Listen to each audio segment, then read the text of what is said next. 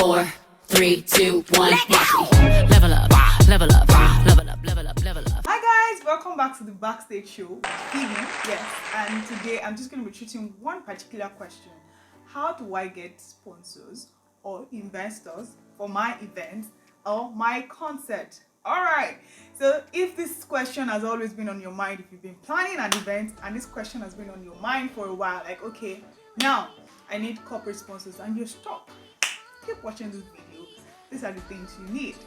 Alright, so if this is your first time joining me on the Backstage Show, this is where I get to share everything that goes on behind the scene on the concert and live music business, and also technical details to management details to production details, anything you want to know about concerts, and also understanding how to do events, especially in the music industry. This is your channel, so go ahead and subscribe to the channel and connect with me on Instagram, Facebook, and let's just, connect with the Backstage community.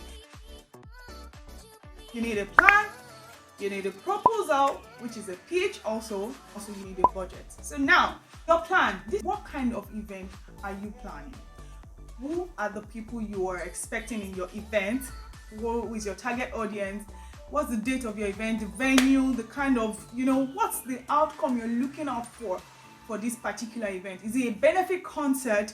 Is it a live performance? Is it a live recording? Is it a show? Is it something that you're creating a content for at the end of the day? You have to understand what the plan is and what the outcome of the event is, because that is what will now determine how you're going to pitch this to possible investors. So now on your pitch is more like a pointer that just shows people the highlights of your event. Something that shows your marketing strategy, your target audience, like return on investment, the value that this is going to be bringing to the society or to the people who are going to be attending, and also your value proposition and every other thing. Then your budget. Please, on this budget, this is what will determine the kind of sponsors you're going to be reaching out to, what you need from these sponsors. So in your budget, I keep telling people, add everything that you need. Like, put in everything from pre-production, including rehearsals, dress rehearsals, logistics, phone calls, everything to the last detail that you'll be needing for this event, and just put it, even drinks, food, whatever, just put it, because there are some investors or there are some sponsors that might not be able to donate cash or give you cash, but they can give you in-kind stuff. Some can decide to give you sound equipment, drinks, all those kind of stuff that can be beneficial to your event. Alright, so now that you have these 3 tools that will create a winning plan, now let's understand what goes on in the mind of a sponsor or of an investor. It's all about value. It's all about value proposition at the end of the day. What is the value that you are giving to this investor or that you're giving to this sponsor?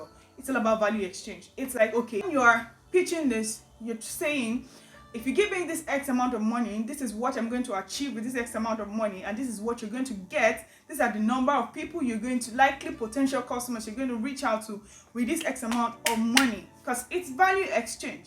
So you have to have that at the back of your mind so that you can pitch a winning strategy to this sponsor. Second thing is, your target audience must match the sponsor's target audience so that you guys can create a win-win situation. If your event is for people who are like 40 plus, like the jazz, mellow events, you can be reaching out to sponsors who are looking to target 18 to 35 plus age group for sponsorship. At the end of the day, they will tell you, okay, this is not our target market, and if they invest, it might just be because, okay, they just want to invest in you, or they see something different in the event. So you have to ensure that your target audience is also the same as your sponsor's target audience.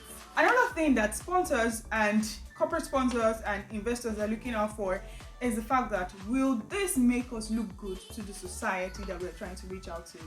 Will this make us look like we're giving back to the community? Because that's what most corporate sponsors are looking out for. Next thing is to determine who are your other sponsors. That's some of the things that some of these other sponsors, corporate sponsors, are looking out for. Who are your other sponsors? Then you have to determine what kind of artist. If it's a big show or tour, if it's just your solo show, you have to, like, okay, what other artists are going to be coming to perform at your event? What kind of reach do you have to pull the kind of crowd that you're expecting for the show? And then there's one last thing that every sponsor is looking out for, and it's like the underlying question for everything they probably will be asking you to get to know more about your event, everything. This is the underlying question, and I'm just going to give you this secret right now. The question is, why should I give you my money? That's it. If you can answer that, then you're in the game. So that's how you get the sponsors that you need for your event or your concert. So if you need any more help with creating a budget or a plan or a pitch for your event, you can reach out to me and just book a session with me, and I will be glad to help you out. In the meantime, go ahead to the link in my bio, go to my Instagram or in the caption below, and just sign up to join the Backstage community, because that's where we get to share trainings, job opportunities, and everything I probably need to. I'll see you next time. And same channel.